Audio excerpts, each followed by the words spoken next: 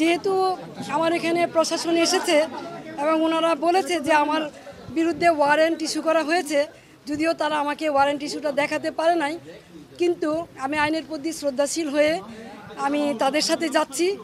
আমি আমি দুঃখ প্রকাশ করছি যে তারা রাত্রেবেলা এসেছে, আমি রাত্রেবেলা বেরোতে চাই নাই, তারা সারা রাত আমার এখানে ছিল প্রশাসনের লোকজন, এই জন্য আমি দুঃখ প্রকাশ করছি যে আমি ওনাদের কষ্ট দিয়েছি।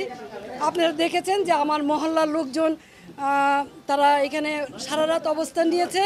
আমি আমার এলাকাবাসীকে, মহল্লাবাসীকে ধন্যবাদ দিতে চাই তাদের এই ভালোবাসার কারণে, যে আপনারা কোনো শৃঙ্খলা আচরণ করেন নাই, শান্তভাবে।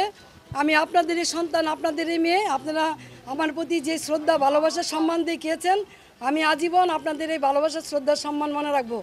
আমার এলাকাবাসী জানেন যে আমি আলী আহমদ চুনকার সন্তান। আমার বাবা সাম্যের রাজনীতি করেছে, দলমতের ঊর্ধ্বে উঠে রাজনীতি করেছে। আমি আলী আহমদ চুনকার সন্তান।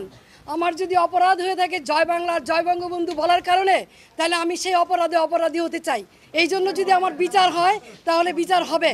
কিন্তু নারায়ণগঞ্জ শহরে 21 বছর আপনাদেরকে আমি সেবা দিয়েছি, কোনো দিন কেউ বলতে পারবেন না দলের প্রতি আঘাত করেছি অথবা কাউকে আমি কোনো ধরনের বৈষম্য আচরণ করেছি। দলমতের ঊর্ধ্বে উঠে নিজের দলের ভিতরে থেকে তারপরও মানুষের কল্যাণে কাজ করার চেষ্টা করেছি। বিরোধ সত্য, মতভেদের সত্য, এই শহরের নারায়ণগঞ্জবাসীর জন্য এমন কোনো জায়গা নেই যেখানে প্রতিবাদ করি নাই। তৌকি হত্যা সহ সকল হত্যাকাণ্ডে যখন নারায়ণগঞ্জবাসী একদম চুপ ছিল, কেউ কোনো কথা বলে নাই, তখন আইবি আওয়াজ তুলেছে, এই শহরের মানুষকে কথা বলা শিখিয়েছে, অন্যায়ের বিরুদ্ধে প্রতিবাদ করা শিখিয়েছে। আজকে সেই আইবিকে কিসের জুলুমে, কিসের কারণে, কি কারণে গ্রেপ্তার করা হচ্ছে আমি ঠিক জানি না।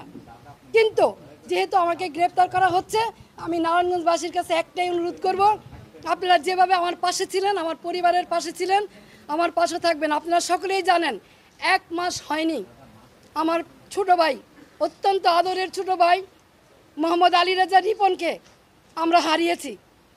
আর সেই ভাইয়ের সুখ এখনো বুঝতে পাই নাই। 3টা ছোট ছোট বাচ্চা, নাবালক বাচ্চা, তার মাঝখান দিয়ে আমাকে এইভাবে অ্যারেস্ট করা হলো, যেখানে আমার বড় ভাই নাই, বোন নাই, আমি সবার বড়। 3টা ছোট ছোট বাচ্চা এবং 1 মাস হয়নি আমার ভাই মারা গেছে এবং ওদের মাও নাই। 4 বছর আগে ওদের মা মারা গেছে। এই অবস্থায় কি কারণে? আমি কি কোনো জুলুমবাজ? আমি কি হত্যা করেছি? আমি কি চাঁদাবাজি করেছি? আমি কি নারায়ণগঞ্জ শহরে এমন কোনো রেকর্ড আমার আছে যে আমি কোনোদিন কোনো বিরোধী দলকে আঘাত করেছি? তাহলে কিসের জন্য, কি কারণে, কোন ষড়যন্ত্রের কারণে, কার স্বার্থে আমাকে অ্যারেস্ট করা হলো? আমিও প্রশাসনের কাছে জানতে চাই। বর্তমান যারা সরকার আছেন, সাম্যের কথা বলেছেন, বৈষম্যের বিরুদ্ধে আপনারা আন্দোলন করেছেন, সরকার হটিয়ে নতুন সরকার এসেছেন, তাহলে কি এই বৈষম্য? তাহলে অনেস্ট রাজনীতির, সততার কিসের মূল্যায়ন? আমি তো বাড়িতেই ছিলাম, আমি তো পালাই নেই, তাহলে এইভাবে আমাকে অ্যারেস্ট করতে হলো কেন? সেই জবাব জনগণের কাছে চাই, জনগণই দিবে ইনশাল্লাহ। জয় বাংলা, জয় বাংলা।